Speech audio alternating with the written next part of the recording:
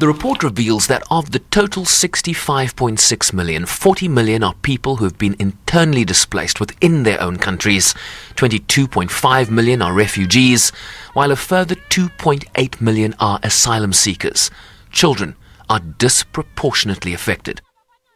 Children globally constitute just over 30% of the population, yet in the refugee context, they make up over 51% of the refugee population.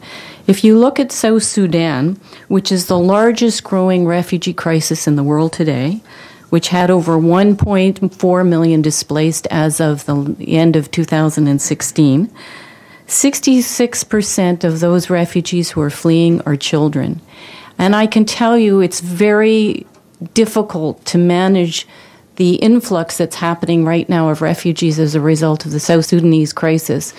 Large numbers of women, very young children, infants, pregnant women. It makes the humanitarian response much more complex. 84% of the world's refugees are hosted by developing countries.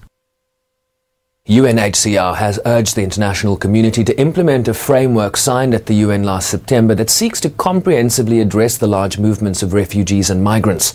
A declaration that seeks, amongst others, to ensure predictable humanitarian assistance while urging greater support for countries, many of them developing, that continue to carry a disproportionate load in this regard. Sherwin Bryceby's SABC News.